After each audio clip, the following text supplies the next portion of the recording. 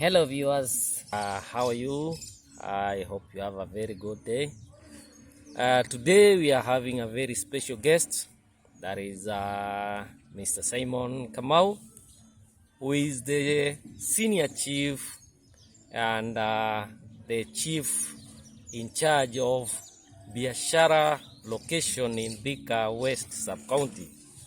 And he has a very rich history of how he has climbed up to the radar of the senior chief, and today he is going to give us that overview of how he has grown, and maybe his story might be something that we can learn from and see how we can also emulate such kind of a journey.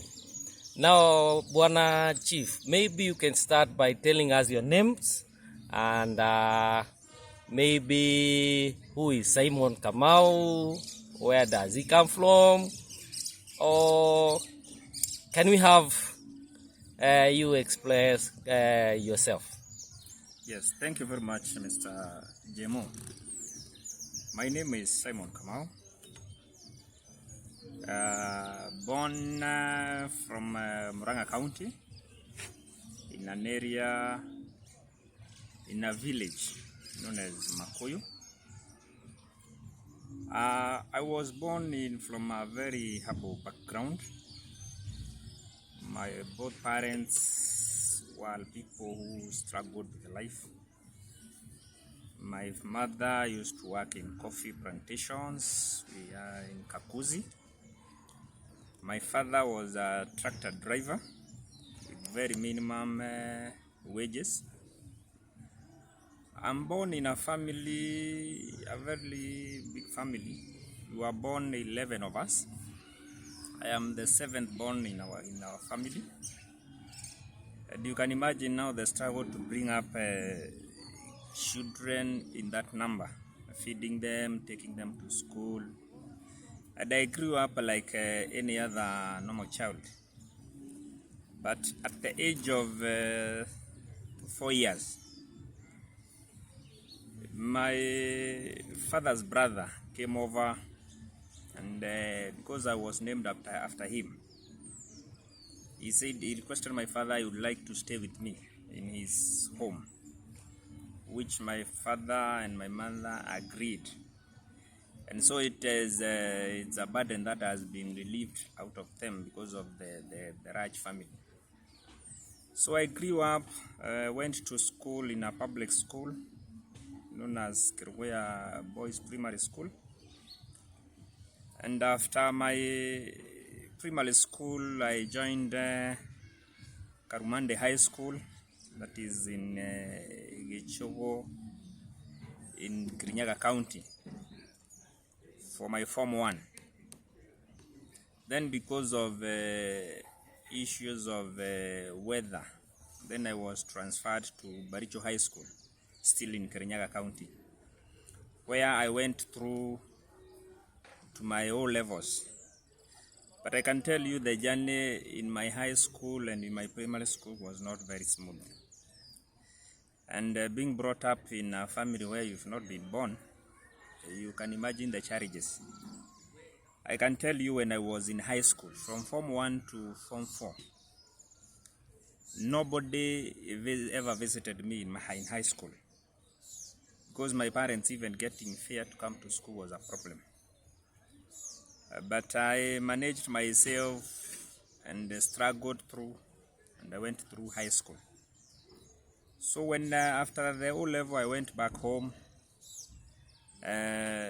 my younger brothers, the brother who is ahead of me and my sister, never went to high school because there was no money to pay for the high school, and they were forced to go to a village polytechnic.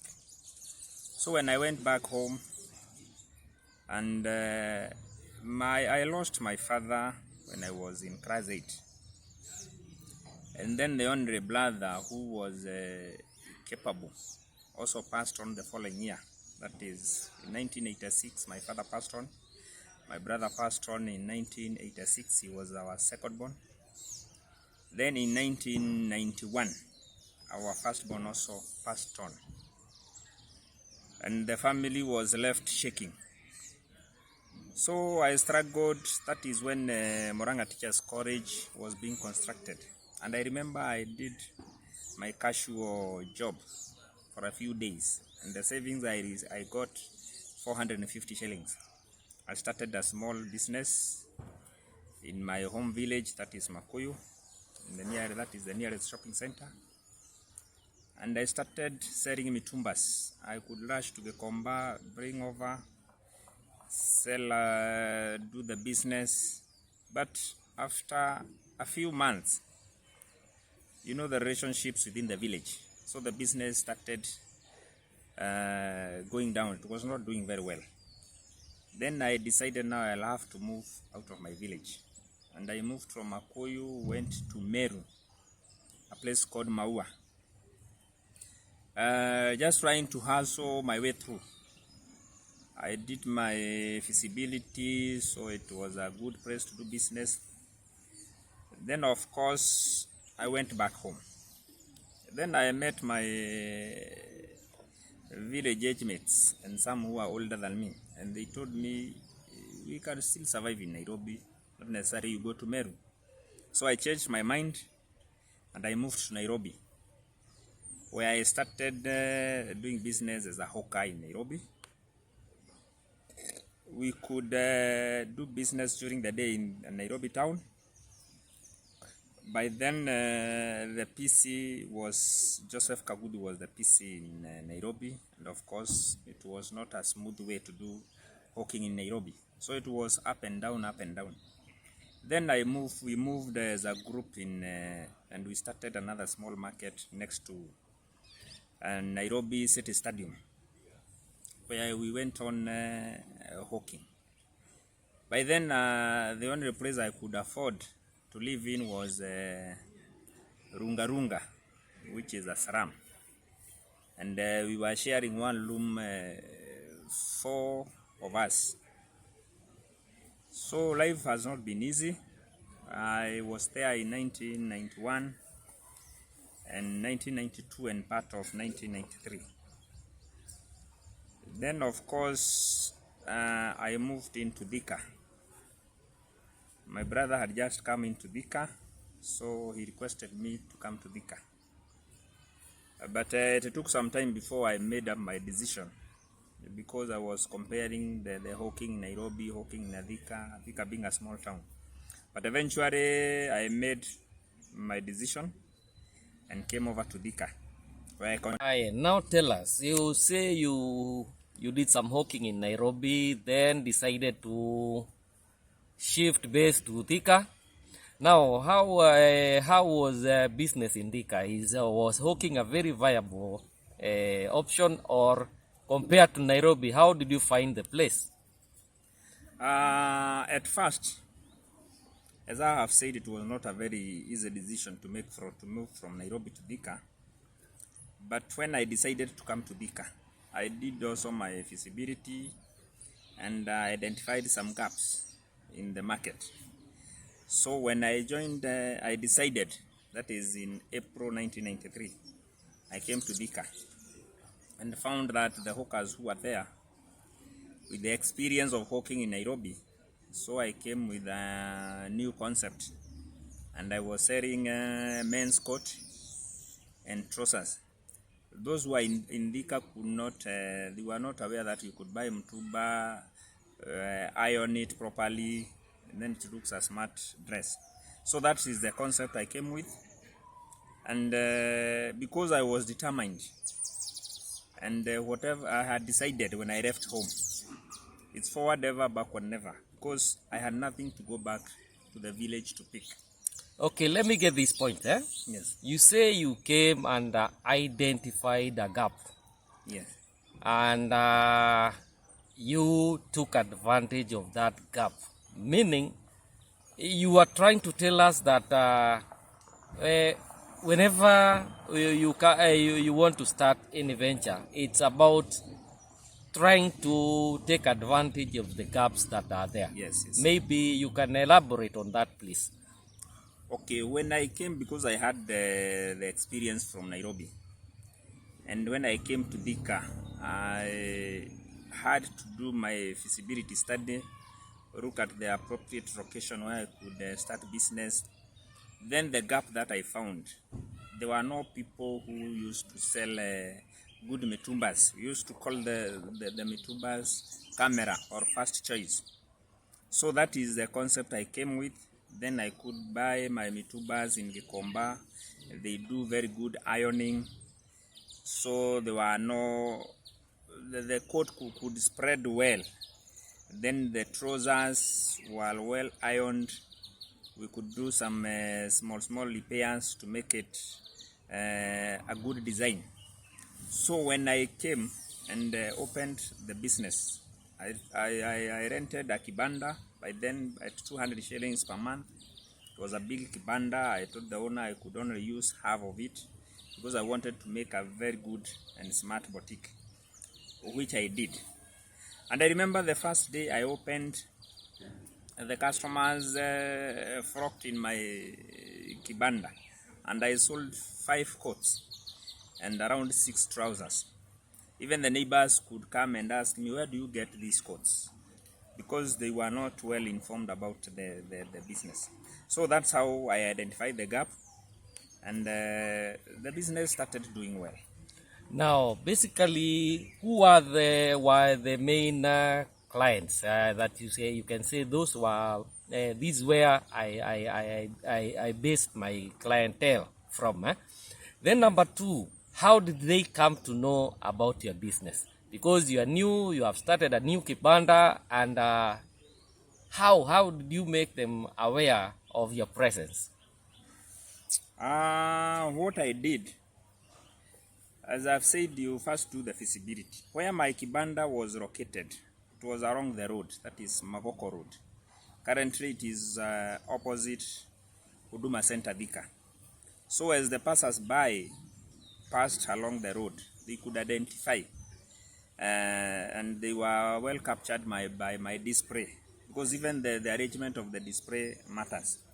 And most of my my customers were those people who work in offices, because they found they could get good outfits, and they could make them look very smart, and it was therefore the price was also affordable, and the quality was good.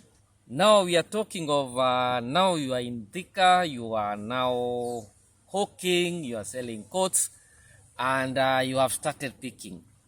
How did your business go, and how long did you take to run your business, and at what time did you decide that now I'm leaving hawking to your current job? Now I understand you started as an assistant chief. Yes. Then to a chief, and then now you are a senior chief.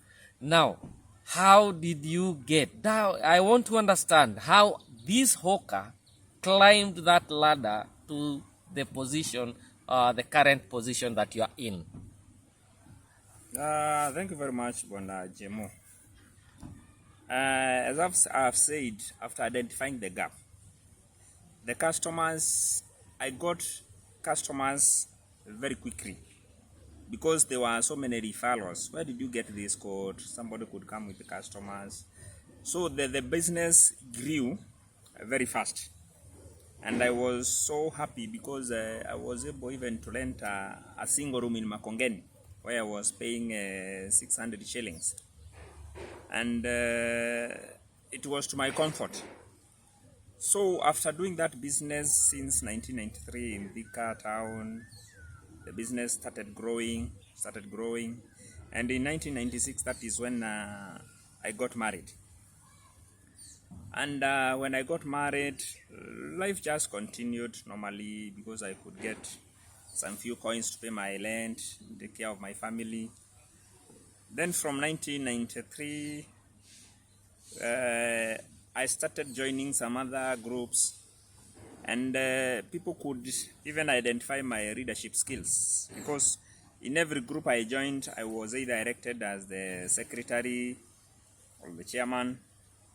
And it was not through robbing or what. Maybe they discovered I had potentials in leadership. And those groups, since that time, because my first group we formed in 1997, is still in existence even today, and it has really grown. So when I decided to join administration, this is something I had never thought of, because even within my village or even within our family, we've never had any person who has ever joined administration. So in 2008, that is when one of the sub-locations was subdivided into two. That is Majengo. So there was this new sub-location called Umoja within Thika West sub-county, and it was declared vacant. So one of my great friends asked me, Mr. Kamau, why can't you try this one? And reluctantly I told him, I've never thought of joining administration. He told me, you have the skills, and because you've been leading us in different groups and you've progressed well, I think you can fit. Then I started developing the interest, and I started inquiring what entails, what is what are the function, what are the roles of an assistant chief. So when I got oriented, then I decided to give it a try, and I applied as an assistant chief in Umoja sub-location. That is in 2009. That is when the post was advertised. I gave it a trial. I was shortlisted, invited for the interview, and eventually I was appointed. And people, even within my village, even within the town, were asking, how comes you are not born in Thika, you've been appointed as assistant chief? Who do you know within the system? And I told them, I just gave it a trial, and that was it. And I was so focused, and I said, let me just try it. And eventually I was appointed as assistant chief in Umoja sub-locations. That is in November 2009, which I worked diligently. I adopted very fast, I learned very fast. In 2011, the current, by then the chief who was in Biashara location exited the service, and my current supervisor by then decided to appoint me as the acting chief. And I acted as an acting chief 2011. The post was advertised in 2013. I applied, I was shortlisted, invited for the interview, and eventually I qualified as to become the chief Biashara location. Actually, I can proudly say I was the second chief in that location, because it was subdivided into two. After initially it was Thika location, then we got Makongeni and Biashara. So I was the second chief in Biashara location. I worked as a chief since 2013 to 2017. I was promoted to Chief 1. I worked diligently, and of course working in town setup is quite challenging. But I was focused, I was determined, and I said I'll have to change and bring in my leadership skills, which I did. And eventually, the way I found the location, it's not the way it is. Because dealing with issues of crime, fighting illicit blues, promoting education, and general security, you'll have to work extra hard. Maybe I could share an insight. When I was the assistant chief and the acting chief, one of my supervisors, who is currently still there, but serving in a different position, kept on advising us, it is important you go back to school, you join a college so that you can advance your skills. And in 2017, I decided I'll go back to school, which was not an easy task because I have to balance the family, school, work, look for funds to pay more for my school fees, at the same time pay for my children. So I had to make a lot of sacrifice, and I joined Mount Kenya University. I applied for my diploma in community development and social work, which I applied in 2017. Struggled through, and eventually I completed it in 2019. And of course I passed very well. And then I decided I'll continue. Then I applied for my degree course. I dropped social work and took community development as my degree course, which I'm still pursuing. And come the end of the year, I'll be through. So it's a matter of being focused, a matter of sacrifice, hard work, and self-discipline. So out of my hard work in my area of jurisdiction, I qualified and was promoted to senior chief. That is by March this year. That's when I got my promotion as the senior chief in Thika. And I'm still focused, going ahead. If all goes well, God willing, I'm still focused to move to higher levels because it is not limited. Thika being a cosmopolitan constituency and administratively, we have so many cases of or challenges that maybe you have encountered in your day-to-day running of a business as the chief and maybe before when you are assistant chief. Now, can you briefly take us through some of the challenges and some of the things that you can say to you have taken it as one of the things you can say, I succeeded in this one. Maybe your experiences may guide somebody who is in the same position, or maybe somebody who intend to get into a similar position. Thank you very much. In every job, there are challenges, and as you have asked, Thika being a cosmopolitan and with so many challenges, one, you must be focused. Then you keep your priorities right. Understand your roles, your functions, your responsibilities.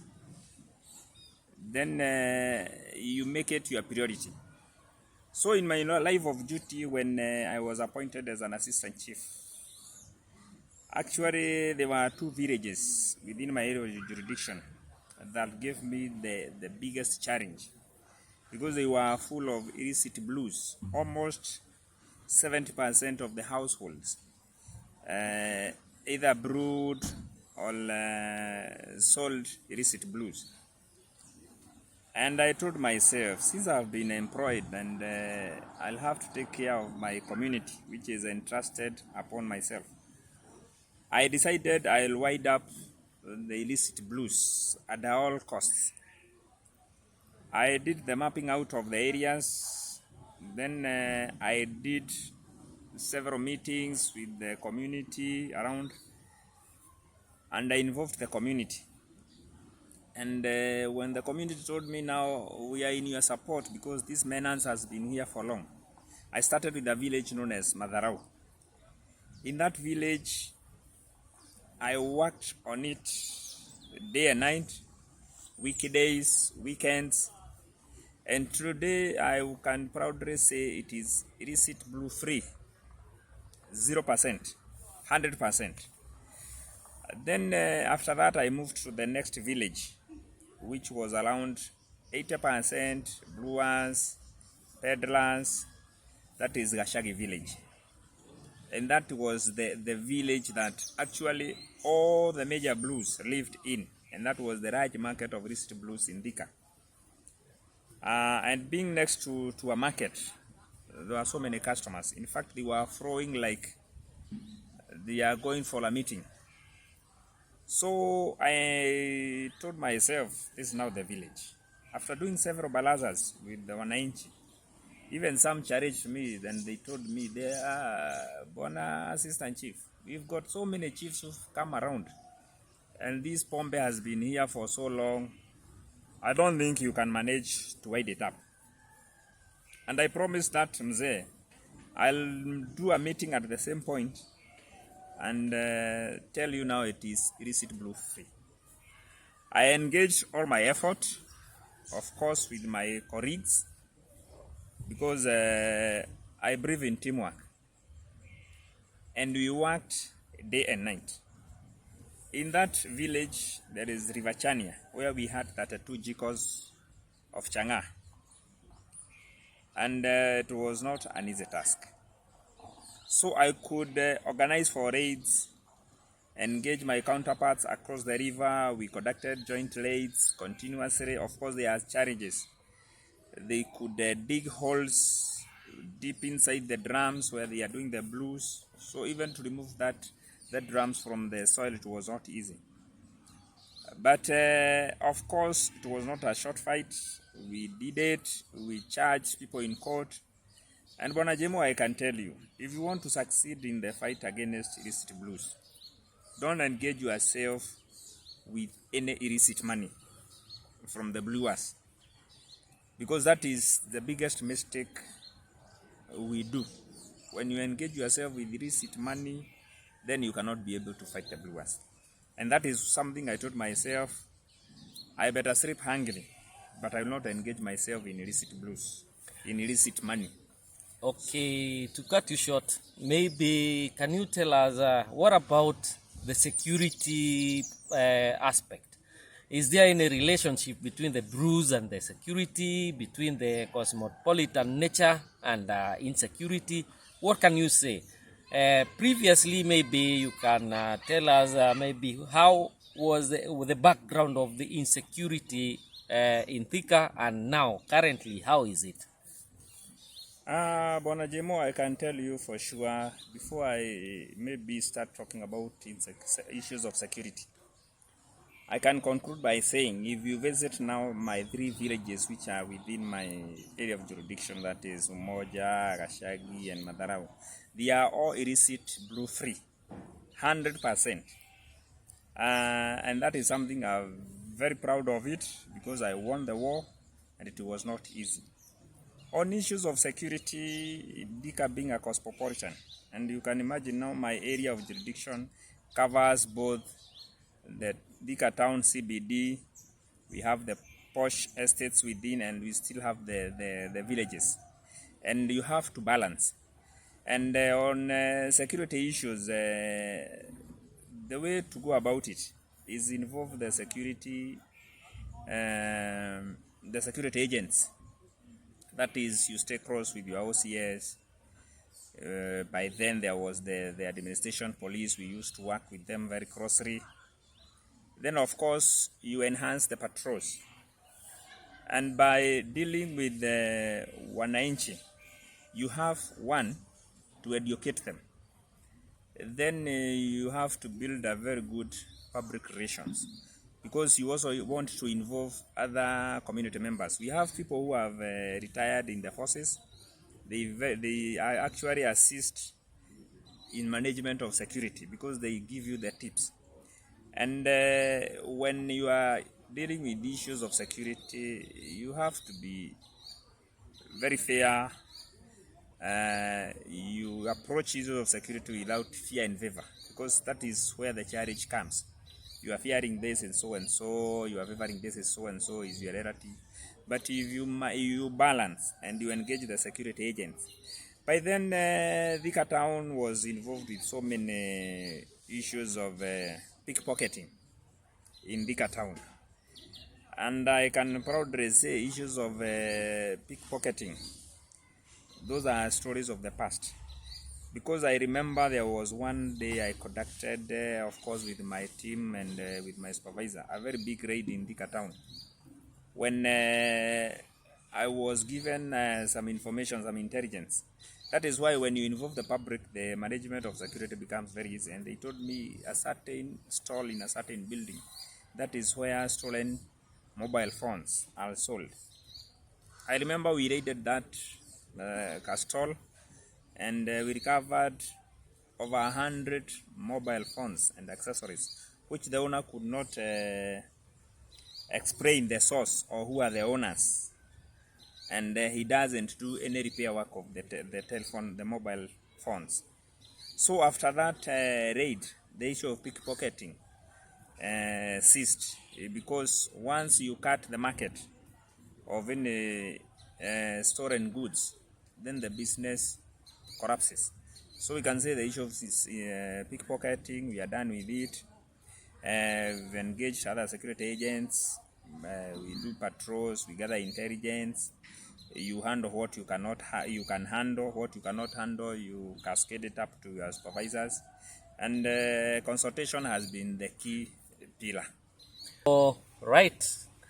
What next? What do we expect of Senior Chief Kamau? Has he gone to the apex, or do you expect him to go maybe further from a senior chief, maybe to that other level? As I had said earlier, when I joined administration, I joined administration as a focused person, and decided being an assistant chief is not the remit. And up to where I am, it has taken the hand of God. Being focused, hard work, and discipline. So as the senior chief, I would say it's not the remit. I would continue working hard, praying to God and being focused. And the bottom line is being self-disciplined. I would like even to grow up the randa. After the senior chief, there is another position of principal chief, which I'm greatly focusing. Of course, working hard, furthering my education, and being focused. That is where I'm headed to. I can as well still cross over to the other line. I can move to be an assistant county commissioner and move on, because our scheme of service is open. You can even grow to be a deputy county commissioner. If you work hard, you further your education, and at least your community can say, this we are proud of so and so. Because if your community doesn't complain and they are happy with the services you are offering, then I don't think there can be any hindrance. Yes. What I would like to say, the success in my line of duty has been attributed, of course, out of hard work, respect to my supervisors, consultation, and of course, the leadership skills they've been offering to me, because they have more experience, more expertise. So if you stay close to your supervisors, they will always advise you, this is what you are supposed to do, this is where you are going wrong. And being a runner, we say every day is a running day. Thank you very much. Parting shot, maybe you can tell us or give an advice to the young people who maybe have gone through a similar journey, or somebody who has lost hope, or somebody who just sees life has come to an end just because maybe you told us you lost your father when you started 8. Yes. Some people also find themselves in similar circumstances. Now, what is your parting shot to such kind of a person, somebody who is going through some very hard time, and maybe still to the young people who think that life is so easy, you can just pump in and become a success the next day? My advice to my young generation. One, we always say patience pays. The other one is self-discipline. The other one, don't lose hope and indulge yourself in drugs, because young men complain there are no jobs. Do and take the jobs which are available. Do something, and because it is lawful, do something that can earn you and give and put food on the table. Don't be discriminative. I want to be this, I want to be this. Just be patient, keep your documents well, be focused. Because when that time comes and you are invited for an interview, in fact, the first interview is the physical appearance. If you look drunkard, or if you look somebody who have been using drugs, definitely you will be lost. So I would advise my young generation to be focused, be patient, and of course, do something that can give you something in your pocket. And don't rush for quick money. You want to get employed today, you want to build a house, you want to buy a good car, you want to marry. First, settle and manage your resources well. It doesn't matter how much you earn, but make sure you also save for tomorrow. Because the way things are going, you can imagine some people have been working in different places, and when opportunities come, they apply, and because out of their experience and patience, somebody can even be appointed or recruited as a cabinet secretary, because there are those openings. So the main thing is being patient, be hardworking, self-discipline, and focused. Maybe do you have anything else to add from whatever we have discussed? Maybe what I can say, it doesn't matter from which family you've been born from, because you can be born from any family, and that doesn't limit you from being what you are. You just need to be focused, look forward, and don't look back, saying now I'm from a village, I cannot do this, I cannot be given this job. So that is the bottom line. Okay, viewers, we are very much grateful to our senior chief, Bwana Kamau. Thank you very much for the interview. Thank you very much for accepting our invite.